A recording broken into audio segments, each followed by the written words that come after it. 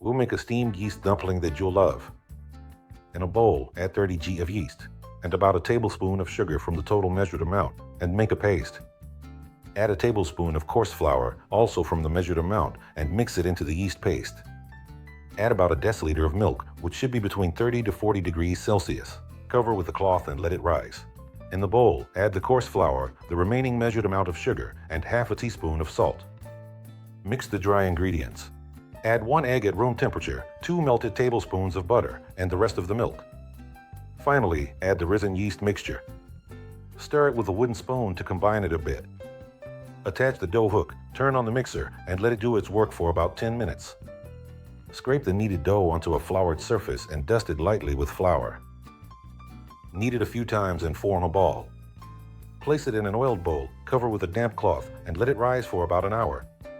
Punch down the risen dough and let it slide onto a floured work surface. Lightly flour the dough and shape it into a thick rope. This will make it easier to portion. Here, it will depend on how big you want the dumplings to be. And just like making 14, you can have 12, 16, or even 18.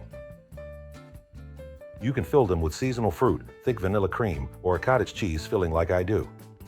Slowly pull the dough over the filling, seal it, and make sure to push out the air from around the filling.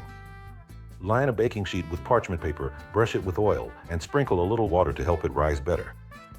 Let it rise in the turned-off oven for 20 to 30 minutes. They will cook best by steaming. So either use a steam cooker, a multifunctional pot, or a pot with a steamer insert. Alternatively, in a steam oven. Cook for 15 to 25 minutes, depending on the size.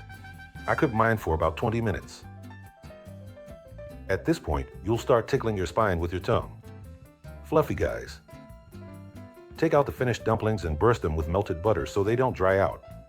And garnish them according to your taste. I like them with cinnamon sugar, melted butter, and grated hard curd cheese. You might try to serve yourself 1 or 2, but you'll end up eating 5 or 6. And when you wake up in the ICU from anesthesia after gallbladder surgery, you'll laugh so hard at the fact that you initially served yourself 1 or 2 dumplings that your stitches will burst. See ya.